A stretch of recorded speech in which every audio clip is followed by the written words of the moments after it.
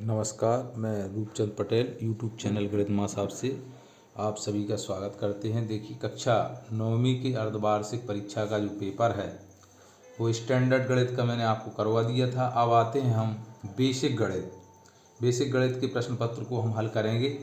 उसको हम बहुत ही आसान और सरल तरीके से, तो सभी विद्यार्थी बिल्कुल निश्चित तौर पर इस प्रकार के प्रश्नों को देखेंगे तो उनकी विभिन्न प्रकार की जो गणित की अवधारणाएं हैं उनसे भी परिचित होंगे। और गणित में जैसे एक जो प्रश्न आया उससे संबंधित मैं और भी प्रश्नों के बारे में आपको बताऊंगा, तो जल्दी से आप इसको देखिएगा।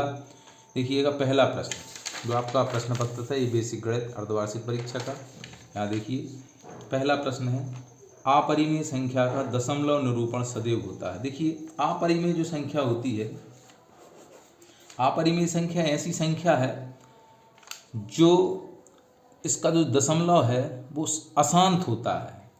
और अशांत के साथ साथ भी अशांत दो प्रकार की होती है, एक आवर्ती और एक अनावर्ती। तो अशांत अनावर्ती संख्या को हम अपरिमेय संख्या कहते हैं। तो अशांत अनावर्ती इसमें कहीं नहीं है, अपनी किताब में अनवसानी लिखा है। तो इसमें देखिए अनवसानी आवर्ती और अनवसानी अनावर्ती।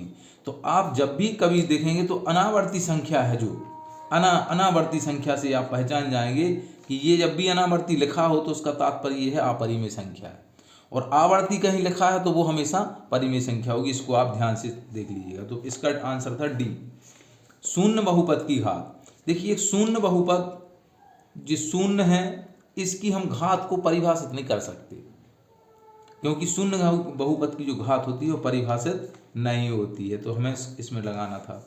बिंदु 0-1 कहाँ स्थित है? तो देखिए, पहले एक दूसरा चतुर्थांश, चौथा एक्स अक्ष वाई अक्ष। तो मैंने आपको स्टैंडर्ड गणित में बताया था कि ये कहाँ स्थित होगा। अब देखिएगा जो पहला मान है इसका, जैसे जब भी इस प्रकार से बिंदु लिखे हों, आपका बिंदु लिखा हुआ है 0-1, तो ये पहला होता है जो एक्स का होता है, दूसरा होता है ये वाई का। और इसे हम हमेशा भुज कहते हैं और इसे हम क्या कहते हैं, कोटि। ये हमेशा बिल्कुल गांठ में बांध के रख लीजिएगा। एक्स को हमेशा भुज कहा जाता है और वाई को कोटि कहा जाता है, और इसे ही हम क्षैतिज रेखा कहते हैं। क्षैतिज मैंने आपको चित्र बना के बताया था। ऐसी जो रेखा खींची जाती है यही एक्स अक्ष है, यही भुज है और यही क्षैतिज रेखा है। जो खड़ी खींचते हैं ये ऊर्ध्वाधर है।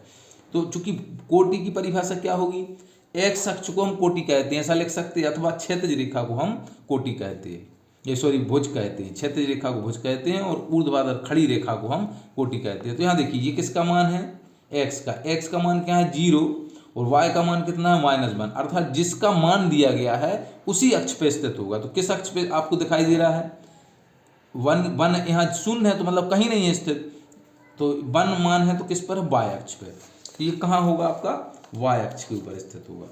यदि ये है तो एक्स का मान बताइए। देखिए, इसको हल करना था, ये कक्षा अपने 6वीं 7वीं में पढ़ा होगा ऐसा। तो जब भी देखिएगा इस प्रकार के प्रश्न एक और आगे आया है उसको भी आप हल करेंगे।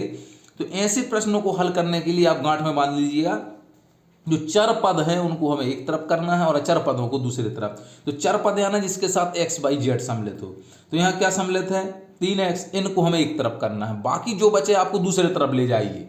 ले जाना मतलब ट्रांसफर करना, ट्रांसफर करना मतलब पक्षांतर करना। तो अब पक्षांतर किसका करेंगे, बराबर के इस पार से उस पार जाएगा, तो ये क्या है ऋण की 4 उस तरफ चले जाएंगे। उसको क्यों ले जाएंगे आप समझ रहे होंगे, जो था वो ज्यों का त्यों, ऋण 4 थे उस तरफ चलेगा धन 4।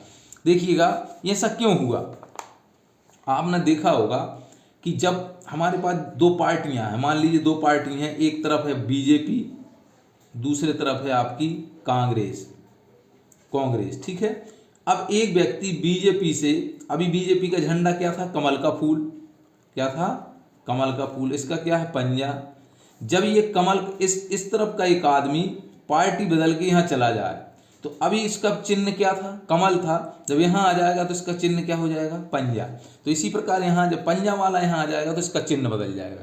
तो ठीक जब पार्टी बदलेगा, जो यहाँ भी पार्टी बदल रहा है, बराबर के दूसरे तरफ की तरफ आ रहा है तो पार्टी बदल रहा है, तो पार्टी बदलेगा तो ऋण का क्या हो जाएगा धन, और धन का क्या हो जाएगा ऋण। हमेशा ये ध्यान रखना। तो कितने होगा ये आप देखिएगा, 3 कितने होगा 9 होगा, तो x बराबर कितना हो गया 9/3, अर्थात आंसर आ गया आपका 3। तो इसमें 3 कहाँ लिखा था,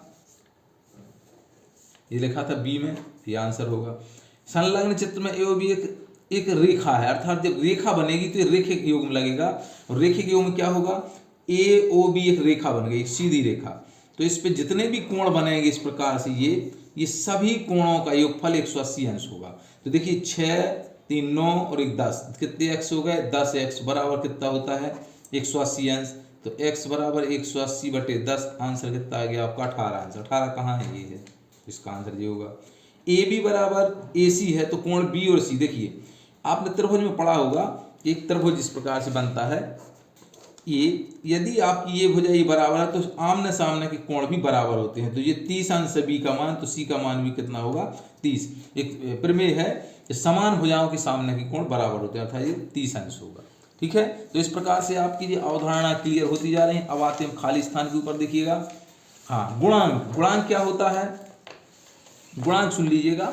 जो गुणांक होता है, गुणांक मतलब जैसे मैं कहूँ एक बच्चा है, स्कूल बैग लिए है, तो बैग जो है, बैग बच्चे का क्या होगा, बैग यदि बच्चे का पूछे तो गुणांक क्या होगा बैग, और बैग का गुणांक पूछे तो क्या होगा बच्चा। तो ये ध्यान रखिएगा, गुणांक मतलब इसके साथ जो है, जिसका पूछ रहे हैं उसके साथ क्या है वो उसका गुणांक होगा। तो यहाँ देखिए सवाल में, देखिए इसमें पूछ रहा है ऋण 2x वर्ग में x वर्ग का गुणांक क्या है, मतलब x वर्ग के साथ में क्या लिखा हुआ है, बस वो उसका गुणांक होता है। तो x वर्ग के साथ क्या लिखा है ऋण 2, तो ऋण 2 इसका क्या हो जाएगा गुणांक। हमेशा याद रखिएगा, गुणांक का सवाल जब आए तो जो पूछा गया उसके साथ क्या लिखा है वो उसका गुणांक होगा। इतना आप क्लियर कर लीजिएगा। x अक्ष और y अक्ष के निर्देशांक तल को हम क्या कितने भागों में, देखो भाग पूछे हैं, कितने भागों में बांटा है, ये x अक्ष था, ये y अक्ष, कितने भाग हो गए 1 2 3 4, 4 कितने भाग हो गए 4 भाग, 4 भागों में बांट। एक ऐसा समीकरण जिसका आलेख एक सरल रेखा हो, क्या होता है, एक सरल रेखा होगा, कौन सा समीकरण कहलाता है, हमेशा रेखिक। गणित में क्या होता है, हमने पिछले उसमें वीडियो में बताया था स्टैंडर्ड गणित में, उसमें आप अच्छे से देख लीजिएगा। यदि दो रेखा परस्पर प्रतिच्छेद करती हैं तो शीर्षाभिमुख कोण, अर्थात देखिएगा जब इस प्रकार से रेखा काटें तो ये कोण होते हैं ये वाले शीर्षाभिमुख, अर्थात शीर्ष अभिमुख कोण कहलाते हैं। शीर्ष अभिमुख अर्थात ये कोण जितना होगा उतना ही ये होगा, ये दोनों आमने सामने के बराबर होते हैं। तो शीर्ष अभिमुख कोण कैसे होते हैं, हमें लिखना था यहाँ बराबर। समकोण त्रिभुज की सबसे बड़ी भुजा, हाँ अब ध्यान लीजिएगा, जब आप एक समकोण त्रिभुज बनाएंगे, समकोण त्रिभुज, तो मैं बता देता हूँ समकोण त्रिभुज की गतिविधि को।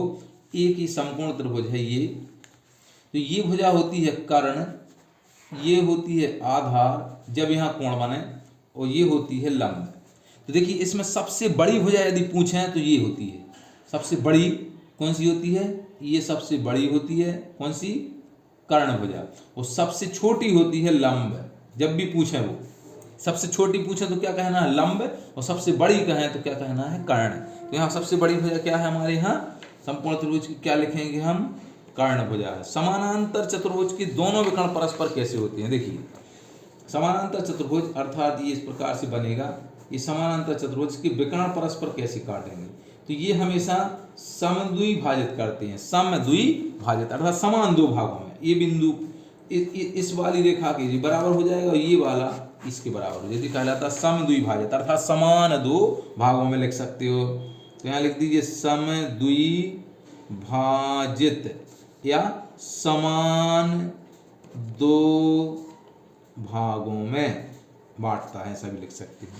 ठीक है, सत्य बहुपद एक द्विपदीय है। देखिए पद क्या पूछ रहे हैं, पदी, पदीय मतलब पद गिनना, गिनिए जो धन और ऋण के साथ जितने पद लिखे हो वो गिने जाते हैं, जैसे 1 2 3, धन धन लिखे, कितने पद हैं इसमें, कितने पद हैं 3, लेकिन कोई क्या कह रहा है द्विपदीय मतलब 2 पदों का है, तो कैसा हो गया, दिख रहा है 3 लेकिन कह रहा क्या द्विपदीय, तो ये क्या कैसा हो जाएगा, असत्य हो जाएगा। सत्य क्या कब होता है, जब कहते त्रिपदीय। इसी में प्रश्न पूछ लेते इस बहुपद की घात 2 है, तो 2 है, देखिए इस बहुपद में सबसे बड़ी घात ही उस बहुपद की घात कहलाती है। और इसके यदि शून्यक पूछ लें कि कितने होंगे, तो शून्य जितने की घात होती है उसके उतने ही शून्यक होते हैं। तो 2 की घात है तो 2 शून्यक, 2 की घात है तो द्विघातीय, ऐसा भी बोल सकते। 3 पद है तो त्रिपदीय, 2 पद है तो द्विपदीय, ये हमेशा ध्यान रखिएगा। प्रत्येक परिमेय संख्या एक पूर्ण संख्या है। देखिएगा, मैंने आपको पिछले वीडियो में बताया था, जो वास्तविक संख्याओं का एक वीडियो था, उसको आप जरूर देख लीजिएगा, किस संख्या के अंदर कौन सी है। ये जो परिमेय संख्या वो सबसे चौथे नंबर पर है, 4 नंबर पर जाएगी। तो जो 4 नंबर की संख्या थी वो 1 नंबर में कैसे चली जाएंगी?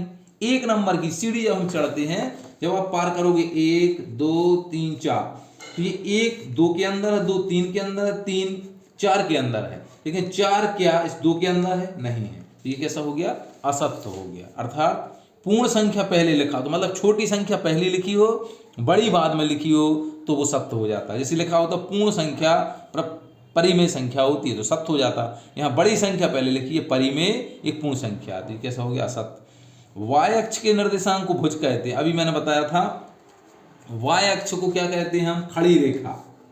वाय अक्ष जो होती है खड़ी होती है, जो ऊर्ध्वाधर होती है इसे हम क्या कहते हैं? कोटि कहते हैं। क्या कहते हैं? इसे हम क्या कहते हैं? कोटि। जबकि ये कैसा है? तो ये भी असत्य हो गया। समीकरण का एक हल ये है। अब पता कैसे चलेगा ये हल है? देखिएगा, इसको हल को पता लगाने के लिए आपके पास x धन 3y है, x धन 3y बराबर आपके पास है 3, सॉरी x धन 2y बराबर 3 है। तो इसमें x का मान पहला जो x का है, दूसरा y का। ये हमेशा याद रखिएगा। ऐसा लिखा है बिंदु 1 1, अर्थात ये एक किसका है? x का, और ये एक किसका है? y का है। तो x की जगह पर 1 भरी है, y की जगह पर भी 1 भरी है, तो 1 धन 2 कोष्टक में 1 बराबर 3। तो 1 धन 2 बराबर 3, अर्थात 3 बराबर कैसा हो गया? 3 बराबर हो गया, अर्थात सिद्ध हो गया, इसलिए ये सत्य हो जाएगा।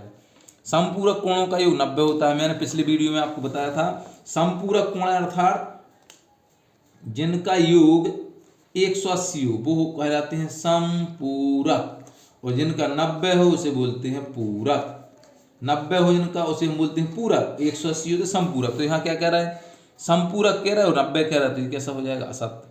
सर्वांग सम त्रिभुज में संगत भाग बराबर, हाँ जी सत्य है, क्योंकि हमने संगत, ताकि आपको त्रिभुज की संगतता के नियम बताए थे, उसको आपको ध्यान से देखते रहना है। चलिए और नेक्स्ट देखते हैं हम। यहाँ देखिए, ऋण 2 धन 5, इसको हल करना है हमें। तो इसको हल क्या करेंगे? जब ऋण और ऋण का क्या गुणा हो जाता है? धन 2 धन 5 ऋण 11, ये कितने होगा? धन 7 ऋण 11। कितने बचे वहाँ पर? ऋण के 4। तो ऋण 4 कहाँ है? ये हमारा 1 नंबर का हो जाएगा। इसमें 2 का भाग देना है, 2 का भाग दीजिए, 2 3 6 ऋण के 3, क्योंकि ऋण लगा है, तो ये क्या हो जाएगा हमारा? 2 नंबर का।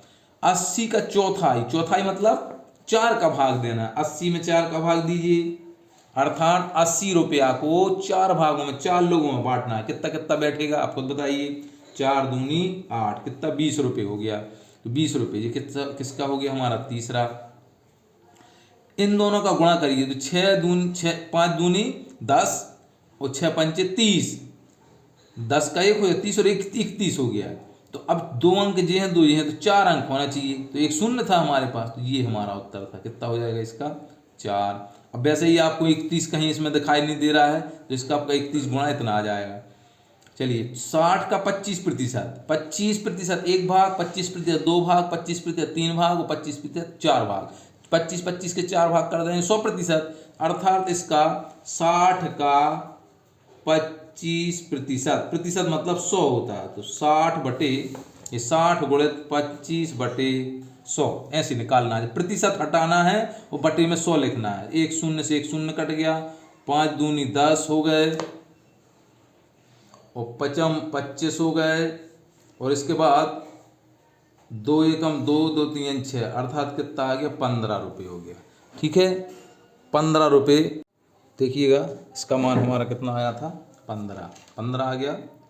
तो ये 5वां हो गया। अब देखिए 15% का भिन्न रूप, 15% का भिन्न, देखिएगा 15%, 15%, प्रति यानी उल्टा, सत यानी 100, 100 का उल्टा यानी नीचे आएगा 100, ये प्रतिशत कहलाता है। तो इसको काटिएगा 5 से, 5 3 15, 5 दूनी 10 और 1 शून्य बचा, 3/20। तो कौन सा है हमारा? ये 6वें का ये वाला, यह 6 नंबर। तो आपने देखा इस प्रकार से हमारी सही जोड़ी बन जाएगी। अब हम पहुंचते हैं एक शब्द या वाक्य में उत्तर लिखना है। प्रत्येक रैखिक बहुपद के कितने शून्य? रैखिक मतलब 1 की घात, 1 की घात मतलब इस प्रकार की, देखिए ये होता है रैखिक, a + b बराबर इस बहुपद कहें तो ax + b कहेंगे, लेकिन समीकरण कहेंगे रैखिक समीकरण, तो ax + b बराबर 0। ये जब बराबर आ जाए तो इसे बोलते हैं समीकरण और इसे बोलते हैं हम बहुपद। बहुपद में बराबर नहीं होता, ये बहुपद एक से ही होते दोनों, बस बराबर लग जाता। तो ये एक घात में हमेशा कितने हल मिलेंगे, केवल एक। कैसे, ए एक्स बराबर कितना हो जाएगा माइनस बी, अर्थात एक्स बराबर हो जाएगा माइनस बी अपॉन, एक ही हल मिला कि नहीं मिला। ये इसका कितने हल होंगे, केवल एक हल होंगे। निर्देशांक तल में क्षैतिज रेखा को क्या कहते हैं? अभी मैंने बताया था क्षैतिज रेखा मतलब क्या कहते हैं हम, एक्स अक्ष। क्या कहते हैं, एक्स अक्ष। ऐसे हम क्या लिखते हैं, भुज, भुज भी कहेंगे। एक्स अक्ष क्षैतिज रेखा को क्या कहते हैं, भुज या एक्स अक्ष, तीनों नाम है उसके। दो चरों वाले एक रैखिक समीकरण का मानक रूप मैंने पिछले वीडियो में बताया था आपको, A X plus B Y plus C. चूंकि समीकरण कह रहा तो आपको बराबर लगाना पड़ेगा, तो बराबर शून्य हो जाएगा।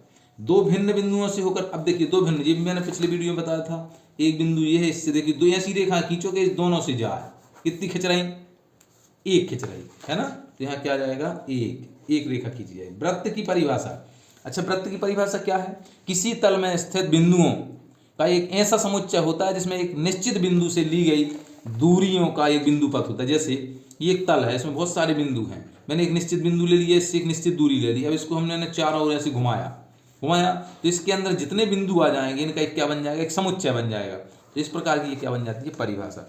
अर्थात किसी तल में स्थित किसी बिंदु से निश्चित दूरी के चारों ओर के बिंदु पथ को हम क्या कहते हैं, वृत्त कहते हैं। ठीक है। यदि समांतर चतुर्भुज का आधार 8 सेंटीमीटर, ऊंचाई 5 सेंटीमीटर है तो इसका क्षेत्रफल, देखिए समांतर चतुर्भुज की जब आधार हो और ऊंचाई हो तो केवल गुणा करना है। मतलब जैसे आयत में होती है लंबाई गुणित चौड़ाई, बिल्कुल ठीक इसी प्रकार यदि आधार में ऊंचाई और आधार दिया है, दोनों का गुणा करना है। तो 8 पंचे कितने हो जाते, 40, तो दोनों में सेंटीमीटर है तो सेंटीमीटर स्क्वायर। क्यों, क्योंकि क्षेत्रफल को हमें ये वर्ग इकाई में लिखा जाता है। चलिए अब इसका हम दशमलव प्रसार आपको बताएं। प्रश्न क्रमांक 6 का 3/13 का दशमलव प्रसार। देखिएगा 3 में हमें 13 का भाग देना है। अब 13 का तो नहीं जा रहा, तो हमने यहाँ एक शून्य बढ़ाया, 30 कर लिए। 30 क्यों होंगे, तो 0 लगाना पड़ेगा। अब 13 का पहाड़ा पड़ा, 13 दूनी 26, घटाया कितने बचे 4, यहाँ कितने बार पड़ा 2 बार। अब कितने, एक शून्य और बढ़ा लिया, 13 × 39, कितने आ गए 3 बार। अब 39, एक बचा, भाग फिर नहीं जा रहा तो क्या आएगा, एक शून्य और बढ़ाया हमने। ठीक है, तो ये आ गया, हम शून्य बढ़ा सकते हैं, लेकिन अब ये भी भाग नहीं जा रहा। जब 2 बार शून्य बढ़ाओगे आप तो एक शून्य और बढ़ाना पड़ेगा। तो अब हो गए 100, 13 × 7 = 91, कितने हो गए 91। 13 का पहाड़, अब बचे कितने हमारे पास 9, फिर 9 बचे। तो अब इसमें हमने फिर क्या बचा जी, आ गया 90। तो 13 × 7 = 91 हो रहा है, ज़्यादा हो रहा है। 13 × 6 = 78, मतलब 90 में से हम 78 घटाएंगे, कितने बचे 12, फिर लगाया 0, तो कितने हो गए 13 9 117, कितने हो गए 117, कितने 120, कितने बचे 3। देखिए 3 से ही शुरू किया था, 3 बचा, अर्थात ये नंबर बिल्कुल फिक्स हो गया। अर्थात इसका आंसर 13/3 का 0.2307669। अब ये संख्या फिर से रिपीट होने लगी, इसीलिए बोलते हैं आवर्ती संख्या, क्योंकि बार बार रिपीट हो गया। भाग दोगे फिर से यही आएगा। तो इसका आंसर कितना लिखना था, 0.2307669 पूरे के ऊपर आवर्त, ये इसका आंसर था। ये मैंने पिछले स्टैंडर्ड गणित में बताया था, दोनों का गुणा करना है। 5 का इसके अंदर पूरे में गुणा कीजिए, तो 5 कोष्टक में 5 ऋण वर्गमूल 5 धन वर्गमूल 5 और 5 ऋण वर्गमूल 5। तो इसको गुणा करिएगा तो 25 ऋण, इसका मैंने पिछले वीडियो में बताया था, उसको आप जरूर देखिएगा कैसे करना था। अब इसको ये दोनों प्लस माइनस 25 में से 5 गए, कितने बचे, इसका आंसर कितना आएगा 20। यहाँ देखिए स्टैंडर्ड गणित में गुणनफल का आया था, यहाँ भागफल। देखिए जब आधार समान हो तो भाग में घातें घट जाती हैं, गुणा में जुड़ती हैं। यहाँ भाग है तो 13 के ऊपर 2/5 में से आपको 1/5 घटाना है। अब चूंकि हर समान है, इस प्रकार से लिखा 2/5 ऋण 1/5, हर समान है तो कितना आ जाएगा, अंश में से अंश घट जाएगा तो 1/5, अर्थात 13 के ऊपर 1/5 का ये आपका उत्तर आ जाएगा। 1 और 2 के बीच 2 परिमेय, बिल्कुल सवाल आना ही है, उसमें भी आया था 3 और 4 के बीच 2 परिमेय संख्या लिखिए। तो 1 और 2 जब भी इस प्रकार का आया तो आपको केवल 0 लगाना है। 0 लगाया तो नीचे 0 लगाना है, 1 लिख के। अब 1 और 2 के बीच आपको पता नहीं थी कितनी संख्या, हमेशा 2 संख्याओं के बीच अनंत परिमेय संख्या होती है, तो 1 और 2 के बीच भी अनंत है। आप कहेंगे कैसे, देखिए 10 और 20 के बीच अब 2 लिखिए तो 11/10, 12/10, 13/10, 14/, ऐसे थोड़ा इस तक लिख सकते हैं। अब हम और ज़्यादा चाहिए तो एक 109 लगा लें, 100/100 200। अब 100 से 200 के बीच कितनी और आ जाएंगी।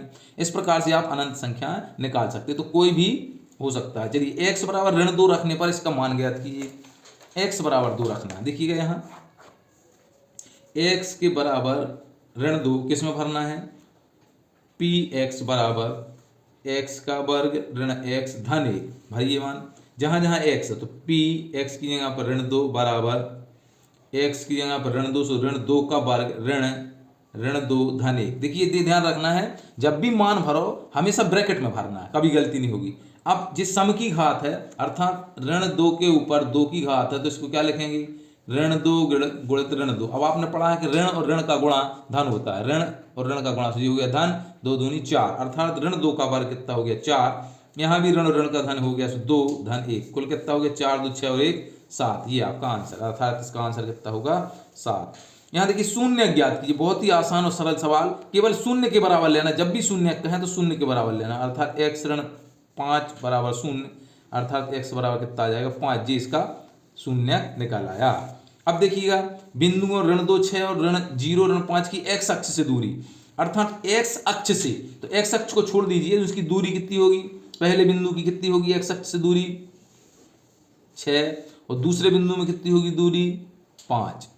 तो ये x अक्ष ये होगी 6, ये होगी 5 होगी, ये आपको ध्यान रखना है। अब इसका 9वें प्रश्न का अथवा देखेंगे, इसकी भुज और कोटि। देखिए ये पहले नंबर पे है, ये आपका भुज है, ये भुज है जो पहले है, मैंने बताया था ये x है ये y है, ये x है और ये y है। x जो होता है वो क्या है भुज, और जो y है वो क्या है कोटि है। तो यहाँ देखिएगा जो x होता है वो क्या है आपका भुज, और जो y है उसे हम क्या कहते हैं कोटि। तो x भुज बताइए क्या क्या है, भुज हैं आपके, भुज क्या क्या होंगे ऋण 9 और 7, और कोटि क्या होगी आप खुद देखिएगा, कोटि 2 और कोटि होगी 2, इसकी 2 होगी, इसमें कितनी है 0। अब भुज की परिभाषा लिखी, भुज यानी x अक्ष को हम भुज कहते हैं, या क्षैतिज रेखा को ऐसा चित्र बनाएंगे जब, तो इसे हम भुज कहते हैं। ये है आपका भुज, और ये क्या है आपकी कोटि। परिभाषा क्या बनेगी, आड़ी रेखा को हम भुज कहते हैं, क्षैतिज रेखा को हम भुज कहते हैं, एक्स अक्ष को हम भुज कहते हैं, लिख सकते हो। इसी प्रकार खड़ी रेखा को कोटि कहते हैं, या ऊर्ध्वाधर रेखा को कोटि कहते हैं, या वाय अक्ष को कोटि कहते हैं। ये परिभाषा बन गई। कार्तीय तल में चतुर्थांश को परिभाषित कीजिए तथा इनके नाम बताइए। अब मैंने पिछले वीडियो में बताया था, अर्थात एक्स अक्ष वाय अक्ष जितने भागों में बांटता है, अर्थात कितने भागों में बांटेगा 4 भागों में। जब एक्स अक्ष और वाय अक्ष 4 भागों में बांटते हैं तो उसे हम चतुर्थांश कहते हैं। उनके नाम कौन सा है, ये पहला, दूसरा, तीसरा और चौथा। आप स्टैंडर्ड गणित का वीडियो जरूर देखिए, उसमें मैंने पूरा डिटेल से बताया है, ठीक है। की का मान ज्ञात कीजिए, उस प्रश्न उसमें भी मैंने करवाया है। तो की का मान देखिए, एक्स और वाई की जगह एक्स बराबर 2 वाई बराबर 1, की का मान निकल के आ जाएगा। तो यहाँ पर देखिए जब एक्स का मान आप 1 भरेंगे, एक्स बराबर आपके पास कितना दिया गया है, हमारे पास एक्स बराबर हमें दिया गया है 2 और वाई बराबर 1, और यहाँ हमें समीकरण दिया गया है 2x धन 3y बराबर k।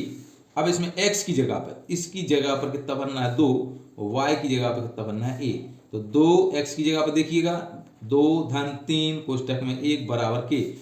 नकल प्लस अकल बराबर सफल, ये नकल कर रहा है ढूंढ के। 2 और 2 कितने हो गए 4, 3 एकम 3 बराबर k, तो 7 बराबर k। ये हमारा k का मान आ गया, अर्थात k बराबर यहाँ कितना आ गया हमारा 7। अब यहाँ देखिए इसके 2 हल। अब किसी इस समीकरण के कितने हल होंगे, जब 2 चर राशियां हैं तो इसके अनंत हल होंगे। क्यों, आप x का मान भरिए। चलिए इसको हम x धन 2y बराबर 6 लिख रहे हैं, x धन 2y बराबर 6।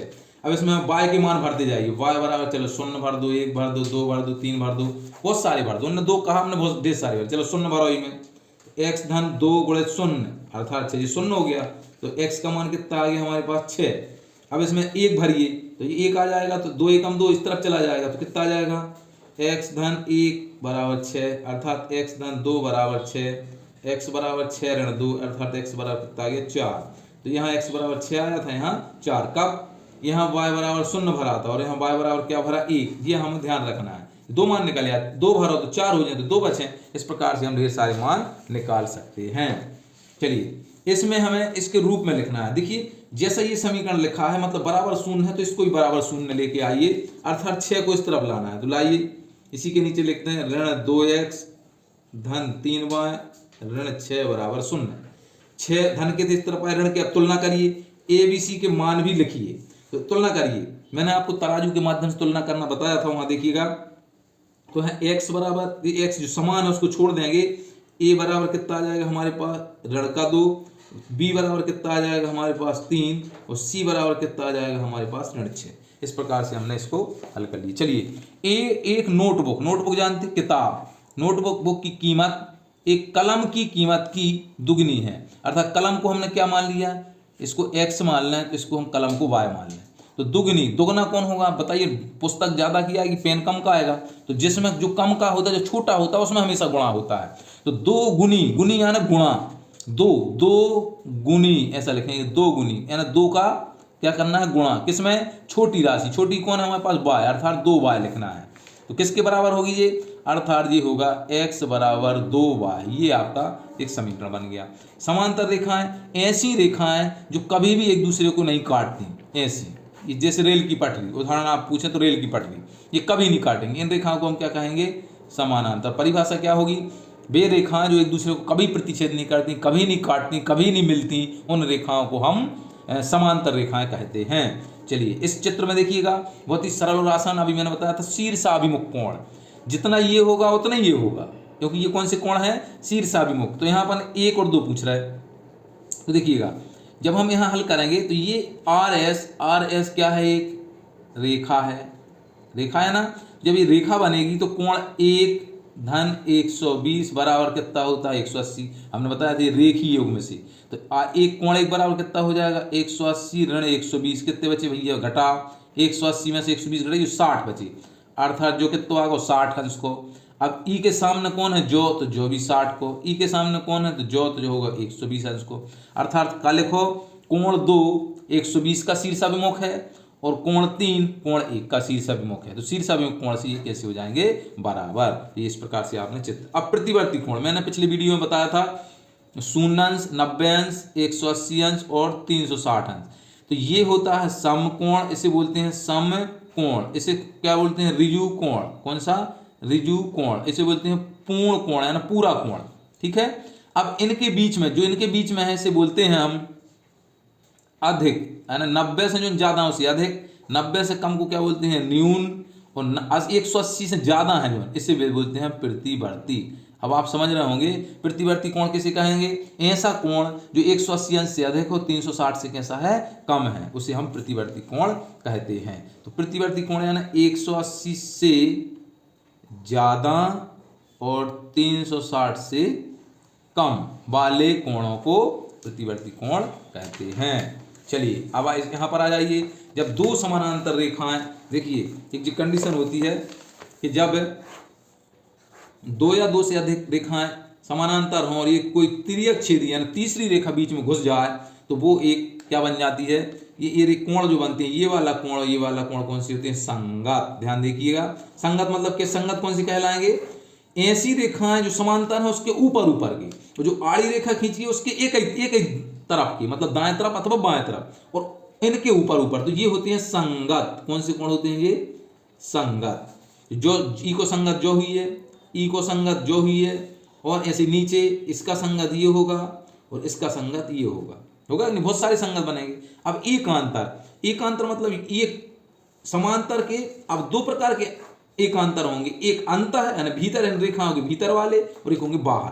तो ये कोण इसका अंत है क्योंकि 2 ही रेखाओं के भीतर है इसलिए अंत है, और एकांतर इसलिए क्योंकि जो आड़ी रेखा खींची है इसके विपरीत ओर कोण है, इसलिए एकांतर यानी अल्टा पलटी वाला। तो जो कोण अंत एकांतर है। तो यहाँ भी देखिए ये वाला कोण इसके कैसा होगा एकांतर, अंत एकांतर। बाह्य कौन सा होगा, ये देखिए इसमें लिख दिया इसको 2, तो ये होगा 2, ये रेखा है, ये बाहर है इसके, ये भी इसके बाहर है लेकिन एकांतर क्रम में। तो इन कोणों को आपको ध्यान से देखना पड़ेगा, बहुत सारे कोण हैं। देखिए यहाँ देखिए 130 और y कौन से, अभी मैंने पढ़ाया था कौन सा है, शीर्षाभिमुख, हमेशा बराबर होते हैं, अर्थात y अंश बराबर कितना हो जाएगा आपका, यहाँ से y बराबर कितना हो जाएगा 130 अंश, कहाँ से यहाँ लिखना है शीर्षाभिमुख विमुख कोण कैसे होते हैं, ये बराबर होते हैं, इसलिए y का मान आ गया। अब y का मान देखिए और x का कैसे दिख रहा है जी, अंतः एकांतर, इसलिए चूंकि y बराबर x होगा और ये कितना है 130 है सर, दोनों 130 होंगे, कहाँ से, अंतः एकांतर कोण कैसे होते हैं भाई, बराबर होते हैं, ये लिखना है कारण, प्रश्न हल हो गया। एस सर्वांग समता क्या, देखिए जब हम एस सर्वांग समता पढ़ेंगे तो एस सर्वांग समता, हमने पिछले वीडियो में आपको सर्वांग समता के बहुत पूरे गुण और सब कुछ बताया था, आप उस वीडियो को जरूर देखिएगा। मैं थोड़ा सा प्रयास करूंगा कि यहाँ आपको थोड़ा बता दूं। एस तो अर्थात दो भुजाएं बीच का कोण, मान लो जब भुजा है तो इनके बीच का कोण, तो ऐसे दो त्रिभुज आपको बनाना पड़ेंगे एक से, तो ये इसके बराबर होगी, ये इसके बराबर होगी, ये कोण इसके बराबर, अर्थात एस। किसी त्रिभुज की दो कोण दो भुजाएं बीच का कोण, इसी प्रकार दूसरे त्रिभुज के दो भुजाएं बीच के कोण के परस्पर बराबर है, तो ये दोनों त्रिभुज सर्वांग सम हो जाते हैं। तो कंडीशन क्या लिखेंगे, किसी त्रिभुज की दो भुजाएं तथा बीच में है कोण, देखो वैसे ही बोलना है, दो त्रिभुजों की दो भुजाएं तथा बीच का कोण संगत दूसरे त्रिभुज की दो भुजाएं तथा बीच के कोण के बराबर हैं, तो दोनों त्रिभुज सर्वांग सम होते हैं। चलिए यहाँ भी देखिए, त्रिभुज एबीसी एक समद्विबाहु त्रिभुज है, इसमें ए बी बराबर ए सी है, 15वें नंबर का क्वेश्चन है, अथवा कि एक त्रिभुज है समद्विबाहु, अर्थात यह भुजा इसके बराबर है, तो सिद्ध करना है कि कोण बी कोण सी के बराबर है। तो अब देखिए हमें सिद्ध, पहले तो दिया हमें क्या लिखेंगे, दिया है कि समद्विबाहु त्रिभुज ए बी सी, नाम लिख दिया। इसमें समद्विबाहु में क्या है, ए बी बराबर आपका ए सी है, दिया है। सिद्ध क्या करना है आप बताइए, सिद्ध करना है कोण बी बराबर कोण सी, ये सिद्ध करना है। अब हम करेंगे रचना हमें क्यों करना है, क्योंकि हमें दो त्रिभुजों की आवश्यकता है, यहाँ एक बन रहा है, तो अपन लिखेंगे कोण ए का अर्धक ए डी खींचा है, अर्धक खींचना है, अर्धक मतलब आधा, जो कोण एक और दो कैसे होंगे बराबर, यहाँ लिखेंगे ए डी कोण ए का क्या खींचा, अर्धक मतलब आधा करना है, इसीलिए कोण एक बराबर क्या हो जाएगा, कोण दो। अब ये दो त्रिभुज बन गए आपको। अब यहाँ चले उत्पत्ति में त्रिभुज लेना है, दोनों को सर्वांग सम करना है। अब सर्वांग सम दिख रहा होगा, जा भुजा ई के बराबर है, जो कोण ई के बराबर है, जा भुजा कोण भुजा लग जाएगा आपका। तो त्रिभुज कौन सा, ए बी डी एवं त्रिभुज कौन सा लेंगे, ए सी डी में, जो हमने पहले बताया था कि जो त्रिभुज लेना है उनको एवं लगा के में लिखना है, जब प्रूफ हो जाए तो सर्वांग सम लगा देना है बस। तो अब बताइए इन दोनों त्रिभुजों में ढूंढिए, ए बी डी में कोई भुजा ढूंढिए जो दूसरी ए सी डी के बराबर हो, इसमें से इसमें कौन बराबर है, तो आपको देखिए ए बी डी इस वाले त्रिभुज की ए बी भुजा ए सी के बराबर दिखाई दे रही है, तो आप लिखिए ए बी बराबर ए सी दिख रही, जो कहाँ से आपको देखो ऊपर लिखा है दिया है, तो आपको लिख देना है। फिर कोण एक बराबर कोण दो, कहाँ से, आपने रचना में लिखा है कि जो अर्धक है कि नहीं, तो अर्धक के बराबर होगा। अब कोण ए भुजा ए डी बराबर ए डी, देखो दो ही के लाना एक पिलर को काम कर रही, तो इसे बोलेंगे ओभायनिष्ठ, अर्थात दोनों जगह बराबर रहेगी। तो कौन सा नियम लग गया, एस या भुजा कोण भुजा सर्वांग समता से त्रिभुज ए बी डी सर्वांग सम त्रिभुज ए सी डी, जब सर्वांग सम हो गए तो कोण बी बराबर क्या हो गया, कोण सी, अर्थात हंडी के इतने चावल चुर गए तो बाकी जो चावल ई के बराबर चुर जे है, जो कोण ई के बराबर हो जाए, और एक और बची अपने पास कौन भुजा, हाँ बी डी भुजा बी सी के डी सी के बराबर हो जाएगी। तो इस प्रकार से में प्रूफ हो जाता है। अब देखिए एक समानता, इसका अथवा प्रश्न आप क्या करेंगे, इसमें लिखा है एक समानता चतुर्भुज, चलिए भैया एक समानता चतुर्भुज बना लें अपन, ये बना लिया मैंने एक समानता चतुर्भुज, सॉरी अच्छा नहीं बना है थोड़ा, ये एक मैंने एक समानता चतुर्भुज इस प्रकार से बना लिया। कोण ए मान लो 70 अंश है, तो बी बताना है, जो बी है और जो ए है, जो सी है जो डी है। अब आपको पता है कि समानांतर चतुर्भुज की आमने सामने की भुजाएं समान एवं समांतर होती हैं, तो कुछ नहीं करना है, कोण ए प्लस कोण बी बराबर 180 अंश होता है। समांतर चतुर्भुज के लगातार दो कोणों का योग 180 अंश होता है। तो ए का मान कितना है 70, तो बी का मान कितना हो जाएगा, 180 में से 70 घटा दो तो 110 अंश। ये आपका प्रश्न हल हो जाता है। चलिए, किसी आयताकार कार्ड की लंबाई 10 सेंटीमीटर, चौड़ाई इतनी है, तो कार्ड का परिमाप, अच्छा परिमाप क्या होता है, परिमाप आपने पढ़ा होगा, परिमाप यानी हमारे खेत की बिरवाई देखिए, खेत में बिरवाई लगाते हैं वो ही परिमाप है, या ताल लगाते हैं, तो हमारे खेत में कितना ताल लगे। तो देखिए एक कोई आयत है, आयत मतलब आप समझिए किताब है, जा को हमें पूरा परिमाप नापना है। देखिए इसका तो यहाँ से पेपर ही है मान लो, तो इसका परिमाप नापना है। जा हमारी कितनी है मान लो 8 मीटर, और इतने से पेपर की तक कितनी है, जा है हमारी 10 मीटर। तो जा 10 है तो इस तरफ की कितनी हुई 10, जा 8 है तो जन्ने ऐसी कितनी हुई 8। तो अब इन चार ही जोड़ो भैया, जो इनको परिमाप हो जाए। तो ऐसे कार्ड है तो 10 8 आमने सामने की बराबर होती हैं। तो अब यहाँ लिखा देखो 8 कितने बेरे हैं, 2 बेरे हैं, 10 कितने बेरे हैं, 2 बेरे हैं। तो आयत का परिमाप क्या बन जाएगा, आयत का परिमाप कितनी भुजाएं हो गई 2, तो 2 लंबाई धन चौड़ाई, ये सूत्र बन जाए। 2 लंबाई कितनी होती है 10, चौड़ाई होती 8, 2 कितने हो गए 18, कितना हो गया 36 सेंटीमीटर। तो इस प्रकार से ये आपका कितना आ जाएगा, इसका 36 सेंटीमीटर। ठीक है, और ये बी का मान कितना आया था आपका, बी का मान 110। अब देखिए हल कीजिए, मैंने अभी बताया था पिछले इसमें कि चर चर एक तरफ करना है, अचर एक तरफ करना है। तो इसमें चर एक तरफ करिए, जो चर है अर्थात ये 2x की तरफ लाऊंगे, 6 की तरफ ले जाना है। तो पक्षांतर करिए 8x ऋण 2x बराबर 24 ऋण 6।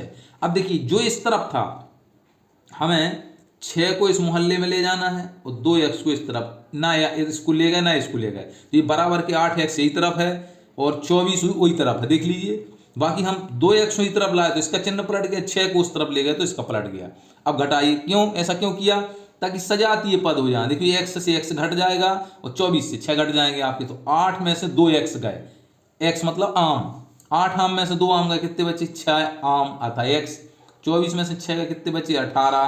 तो x बराबर कितना हो गया भैया 18/6, उत्तर आ गया 3। ये आपका x का मान 3 आ गया।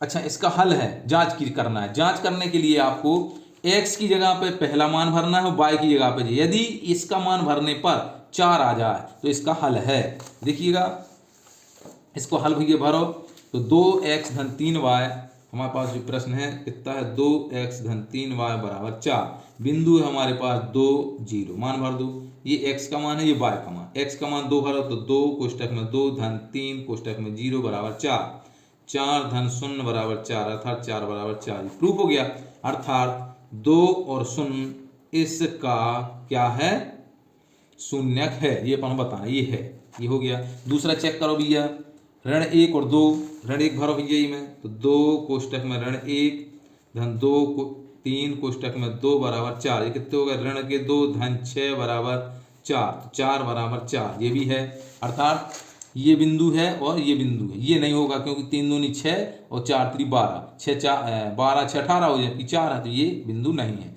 तो जांच किया हमने कि इसका ये हल है।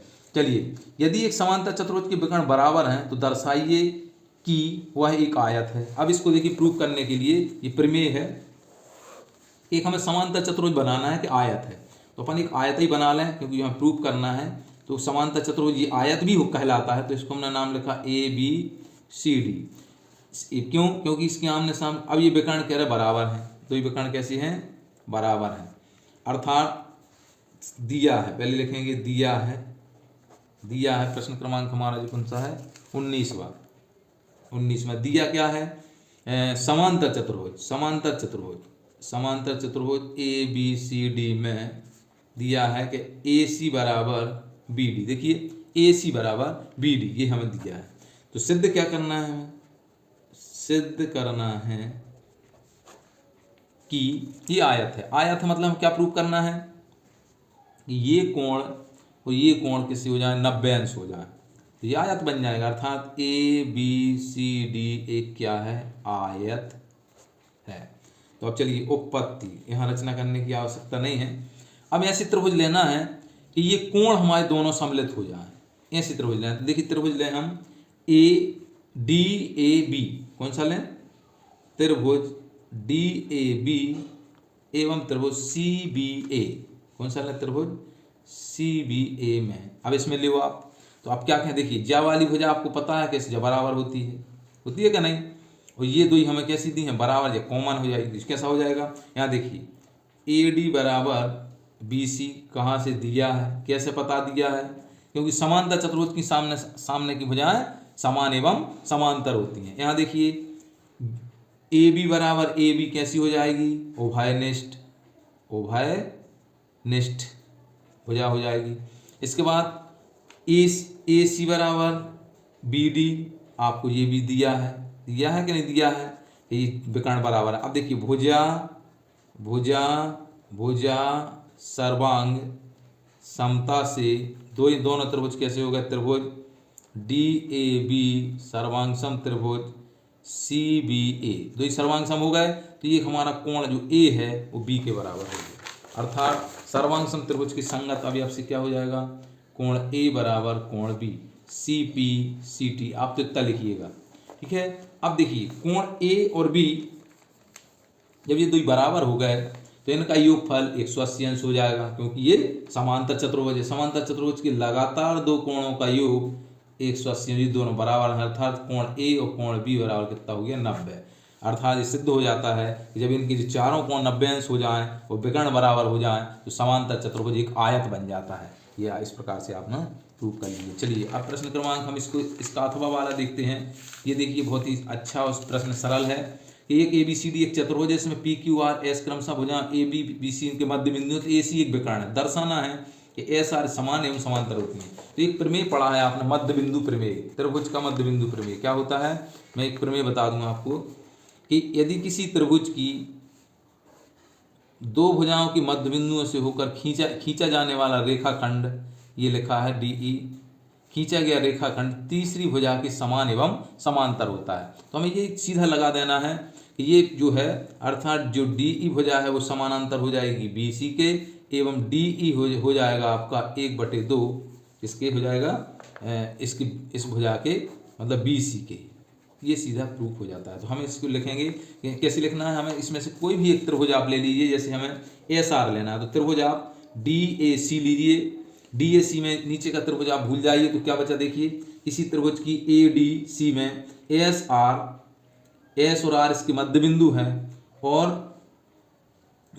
हैं और ये इसका क्या है, आधार हो जाएगी। तो हमें सीधा लिखना है कि मध्य बिंदु के त्रिभुज के मध्य बिंदु प्रमेय से हम क्या लिखेंगे कि किसी त्रिभुज की मध्य बिंदुओं से होकर खींचा गया रेखाखंड, जाने वाला रेखाखंड तीसरी भुजा के समान एवं समानांतर होता है। तो बस ये इसके कैसा हो जाएगा, समांतर, और इसके समांतर एवं उसका आधा होता है। फिर एक बार और फिर से सुन लीजिए, किसी त्रिभुज की दो भुजाओं के मध्य बिंदु से खींचा गया रेखाखंड तीसरी भुजा के समानांतर एवं नाप में उसका आधा होता है। तो नाप में देखिए आधा AC का आधा हो जाएगा SR हो जाएगा, और ये इस प्रकार से हम प्रूव कर सकते हैं। चलिए इसका देखिए सिद्ध कीजिए कि वृत्त की बराबर जीवा केंद्र पर बराबर कोण बनाती हैं। ये भी हमने आपको पिछले वीडियो में बताया था, इसमें भी सर्वांग समता गुण लगना, उस वीडियो को आप जरूर देख लीजिएगा। एक जीव विकर्ण है, केंद्र से मैंने ये दो इस प्रकार से ये चित्र बनाया, ये एक जीवा है, ये जीवा है, ये दोनों बराबर हैं, और ये त्रिज्याएं आपकी हमेशा एक ही वृत्त की त्रिज्या बना, तो भुजा से दोनों त्रिभुज समान हो गए, तो ये कोण सर्वांग CPT से। आप उस वीडियो को देखिएगा, इसमें हमने पूरा आपको प्रूव करके बताया है।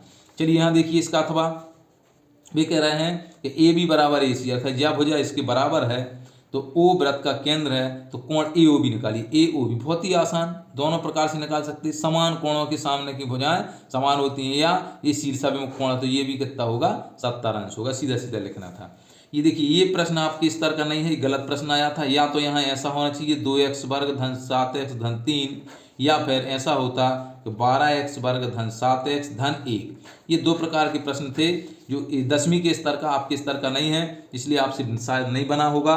तो इसको यदि ऐसा प्रश्न आया होगा तो इन दोनों का गुणा करना था गुणनखंड विधि से। इसको मैं एक प्रश्न करके बता दे रहा हूँ कि 2x वर्ग धन 7x धन 3। देखिए गुणा कैसे करना, फटाफट सुन लीजिए, मैंने पिछले वीडियो में आपको बताया था।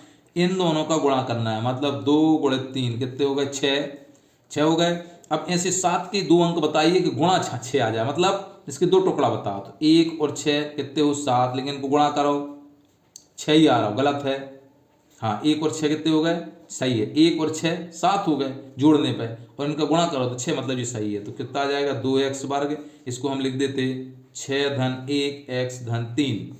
अब इसको लिख देते 2x का वर्ग धन 6x धन x धन 3। इसको आप अलग देखिए। अब हमारे पास अलग अलग खंड हो गए, इसमें से 2 कॉमन आते, 2x तो x धन 3 बचते, और धन यहाँ x धन 3 बचेंगे, तो x धन 3 1 आएगा और 2x धन 1 आ जाएगा। ये इसके गुणनखंड हो गए। और दूसरे प्रकार से आता तो इसके भी हम कैसे गुणा करते, 12 एकम 12, तो इसके 4 और 3 लिख देते, इसके क्या आ जाते 4 और 3, 4 और 3 को जोड़ो तो 7, और 4 और 3 का गुणा करो तो 12। चलिए यहाँ देखिए ये इसका गुणनखंड है, क्या है, ये इसका गुणनखंड है, तो इसका मान निकालिए। गुणनखंड है तो मान निकालना है। देखिए x ऋण 1 क्या है इसका गुणनखंड, किसका,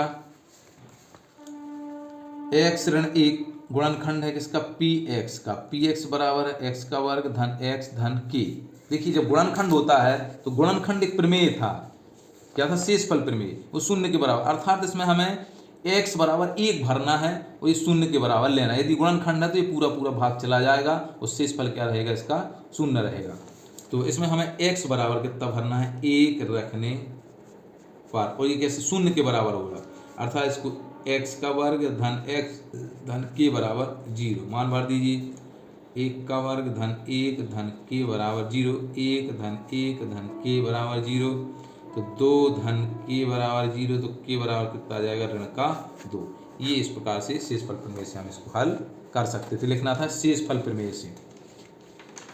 चलिए प्रश्न क्रमांक 22, इसको देखिएगा, मैंने पिछले इसमें बताया b के निर्देशांक, b कहाँ दिखाई दे रहा है, x का मान कितना है हमारे पास, ऋण 5, y का मान 2 है, तो ये b के निर्देशांक होगा हमारे पास ऋण 2। इस प्रकार c के निर्देशांक देखिएगा, c x का मान पहले लिखना है, x का मान 5, y का मान हमारे पास ऋण 5, तो इसके कितने हो गए, 5 ऋण 5। चलिए निर्देशांक ऋण 3 ऋण 5 द्वारा 5, ऋण 3 ऋण 5 देखिए कहाँ है, ऋण 3 ऋण 5 कौन सा बिंदु है, ये ई दर्शा देते। 2 ऋण 4 कहाँ दर्शा रहा है, 2 ऋण 4 जी, ये आपका जी, इस प्रकार से आपको लिखना था। चलिए ये किस चतुर्थांश में, देखिए मैंने आपको पिछले वीडियो में बताया था कि ये एक चतुर्थांश है, ये पहला है, ये दूसरा है, ये तीसरा है, ये चौथा है। आप जरूर देखिए इसके दोनों के चिन्ह देखना है, धन धन होते हैं, इसका ऋण ऋण धन होता है, ये ऋण ऋण होते हैं और ये धन ऋण होता है, बस चिन्ह बताइए। तो इसमें देखिए पहला ऋण है, दूसरा धन, ऋण और धन ये कहाँ दूसरे में, अर्थात ये दूसरे में हो जाएगा। इसको देख लीजिएगा, ये चतुर्थांश है, ऋण ऋण अर्थात ये तीसरे में हो जाएगा, धन ऋण ये कितना चौथे में हो जाएगा, ये धन ही धन है दोनों में, तो ये किस में हो जाएगा, पहले में। तो ये पहले चतुर्थांशों के नाम लिखना थे। देखिए ये जो प्रश्न है स्टैंडर्ड गणित में भी आया था, मैंने उसको बताया था, इसको आप बहुत ही आसानी से उस वीडियो को देखिएगा, तो ये प्रश्न भी आपसे बन जाएगा। अब आते हैं प्रश्न क्रमांक 23 का अथवा में, ये उस स्टैंडर्ड गणित में नहीं आया है, इसलिए मैं इसको हल करके बताता हूँ। इसको आप स्टैंडर्ड गणित वाले वीडियो को भी आप जरूर देखिएगा। देखिए 2 व्रत हैं, अब से तो मैं आपसे पूछना चाहूँगा सकेंद्रीय व्रत। सकेंद्रीय व्रत ऐसे व्रत जिनका केंद्र एक है, ये देखिए मैं एक ऐसे व्रत बना रहा हूँ, एक व्रत हमारा ये बन गया, एक व्रत और इसी के ऊपर बनाइए आप, इस प्रकार से केंद्र उनका एक ही है, एक और बनाइए, इस प्रकार से आप डिजाइन देख रहे होंगे। कौन से व्रत हो गए, एक और बनाइए, ढेर सारे व्रत बना सकते हो आप। तो ये कौन से व्रत बन गए, सब सकेंद्रीय हैं। अब इसकी त्रिज्या अलग होगी, इसकी त्रिज्या अलग होगी, इसकी अलग होगी और इसकी अलग बढ़ती जाएगी, केंद्र एक ही है। तो इस प्रकार से जब ये 2 सकेंद्रीय व्रत बने हैं, तो अब इसमें लिखा है कि ये प्रूव करना है ए बी बराबर सी डी। देखिए मैं आप फिर से चित्र बनाता हूँ, मैंने अभी सकेंद्रीय व्रत की परिभाषा, ऐसा व्रत, ऐसे व्रत जिनका केंद्र एक ही हो उसे हम सकेंद्रीय कहेंगे। तो यहाँ हम सकेंद्रीय व्रत बता रहे हैं। जब यहाँ से हम खींचेंगे तो ये इस प्रकार से, ये हमने एक जीवा खींची, तो यहाँ सॉरी यहाँ से नहीं खींचना है, इस प्रकार से आपने एक जो व्रत बनाए, तो ये केंद्र है, केंद्र पता नहीं कहाँ से ये खींचते जीव, इसका नाम ए रखा, इसका नाम बी रखा, इसका नाम सी और इसका नाम डी रख दिया। अब प्रूव करना है, अब जब केंद्र से जीवा पर डाला गया लंब, अर्थात ये केंद्र है, तो इसको अपन पी बिंदु मान लो या कोई भी मान लो, तो जीवा पर डाला गया लंब जीवा को समद्विभाजित करता है, ये अपन ने एक प्रमेय पढ़ेंगे। तो ये जीवा होगी ये, तो ये क्या होगी, इसको समान 2 भागों में बांट देती है। तो यहाँ से देखिए हमने जो लिखा दिया है, जो कुछ इसमें लिखा है, सकेंद्रीय व्रत है जिनका केंद्र हो ए बी सी डी प्रतिच्छेद करते, सिद्ध करना है ए बी बराबर सी डी, ये लिखेंगे। अब सीधा हम उत्पत्ति पे आते हैं, तो उत्पत्ति में मैं यहाँ से कर रहा हूँ उत्पत्ति में देखिए पहले छोटे व्रत, अंदर के व्रत में ओ पी लंब है, ओ पी लंब क्या लिखेंगे, बी सी, ओ पी लंब बी सी, ठीक है। जहाँ अर्थात क्या हो जाएगा, अर्थात बीपी बराबर सीपी, जी बीपी बराबर सीपी। यहाँ लिखेंगे कारण में कि व्रत के केंद्र से जीवा पर डाला गया लंब जीवा को समान 2 भागों में बांटता है, ये लिख देंगे कारण में। तो इस समीकरण नंबर 1 हो गया। अब लिखेंगे केंद्र यही है, ये चीज वही है। तो इसी प्रकार लिख देंगे कि ए डी भी क्या है, एक जीवा है, और ओपी क्या है, लंब है। ओपी लंब क्या लिखेंगे, ए डी। तो इसी प्रकार ये हो जाएगा। ए पी बराबर क्या हो जाएगा हमारा, बी, ए पी बराबर पी डी। पी डी हो गया इस समीकरण नंबर 2।